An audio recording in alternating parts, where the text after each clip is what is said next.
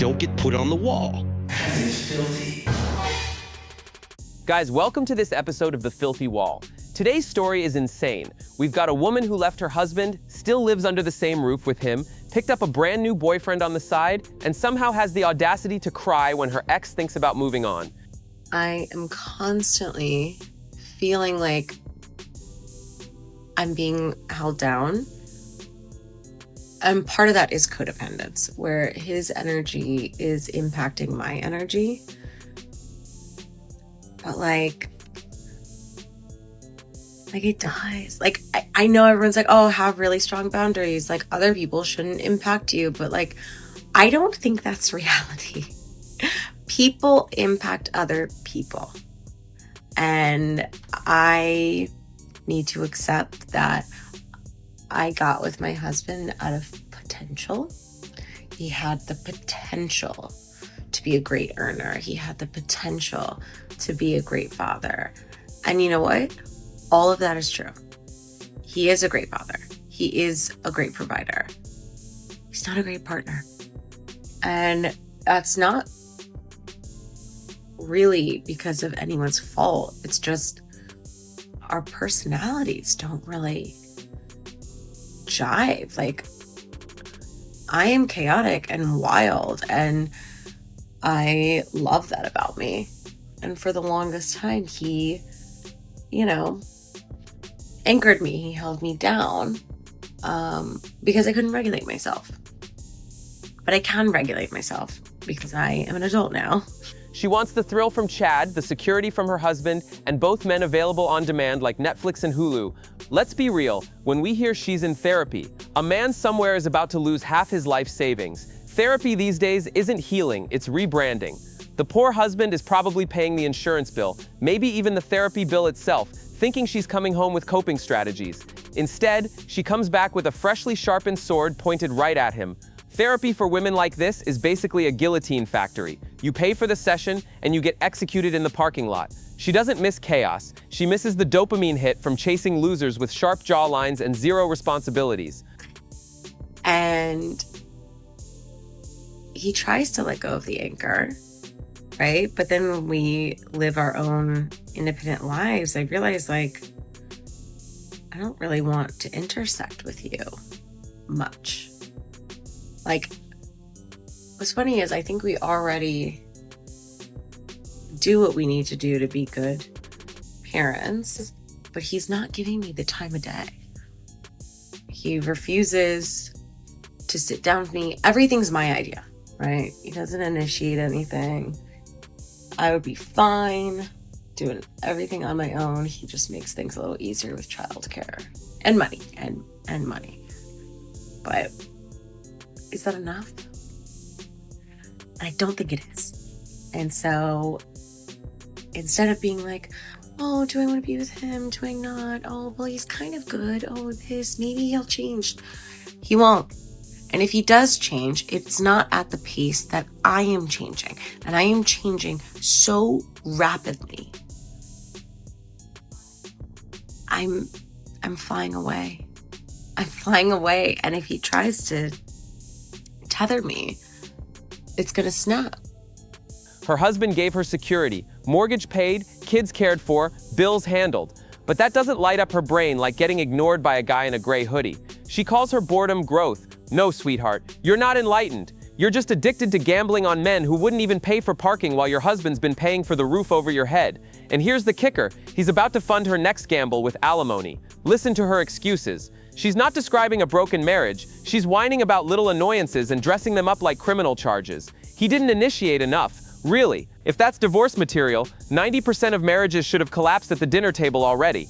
What she really wants is for him to screw up, cheat, or lose his temper so she can leave looking like the victim. But he won't. He's steady, reliable, normal, and that's her problem. He refuses to play the villain, so she invents one in her head. She loves to say she's flying away. No, she's not flying, she's just running from stability and calling it growth. Her husband is the anchor keeping her balloon from drifting into traffic. Without him, it's not flight, it's turbulence, and she knows it. That's why after the divorce, she's still uploading videos, crying, gaslighting him, and trying to reel him back in emotionally while living with Chad. As you all know, I am separated from my kid's father. However, we still cohabitate and co-parent very well together. And also, I'm in a long-term relationship with another man and very content in that.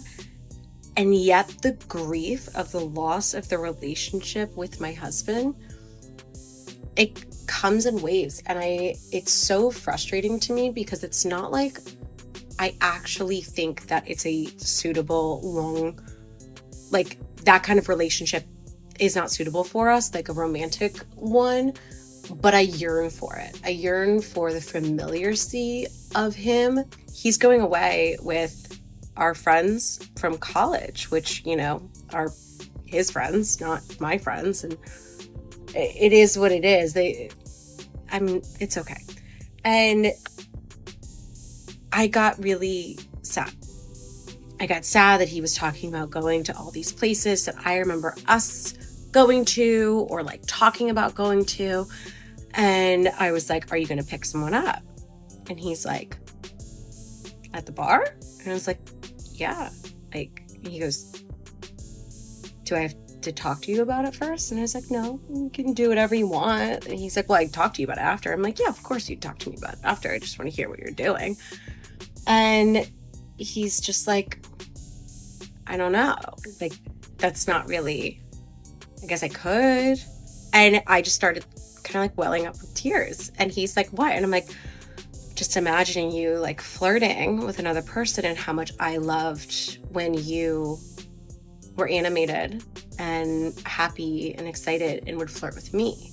Think about how twisted this is. She left, she's with another man, yet she tears up at the thought of her ex flirting. That's emotional checkmate. She wants him locked into the provider role forever, but the second he acts single, she hits him with crocodile tears. She doesn't miss him, she just misses the way he made her feel. That's not love, that's selfish nostalgia. She basically downgraded her husband from life partner to emotional support animal, still in the house, still useful to cry on, but never allowed to roam free. Here's the truth, she wanted two men in one body, Chad for the chaos, her husband for the stability. When reality didn't match the fantasy, she split the job in half, and now she's shocked the stable half might finally walk away. And he's like, yeah, but he's like, I'm still not going to initiate. That's still not who I am. And I was like, yeah, but people come on to you, like when you're out, like, you know that it's happened a lot. And he's just like, yeah, I'll entertain it. And I was like, right. So I'm sad about that. And he goes, but Megan, your issue is that I never initiate anything. And he goes, and I'm still not an initiator. Like, that has not changed. I'm like, no, understood. And I think I just had a moment where I almost feel like he was like an actual like human to me. He's a very flat person. He just doesn't exude emotion. He doesn't express himself. And this morning, he just was like talking, and I was like having fun conversing with him, and it just made me sad of like, oh, not what if, because I know it's not, but it just, again, it made me sad that like, can't have anything simple, like just can't have the simple life that I thought I was gonna have. And yeah, my life is complicated, and I also feel it a lot that school's starting and talking with parents, and they're like, oh, what'd you do? And I was like, oh, I went on these trips. And they're like, oh, how'd the kids like it? I'm like, oh, I actually went with my boyfriend and his kids. And they're like, what? She thought she could keep her husband on standby forever, paying bills, raising kids, and waiting for scraps of attention. Sorry, sweetheart, the circus doesn't run without funding, and your main sponsor is about to cut the checkbook off. So yeah, this woman is another delusional case study in selfishness. Meanwhile, her husband deserves way better than being treated like a safety net with a mortgage attached. Subscribe, like, and comment if you think she is another deranged woman. Don't get put on the wall.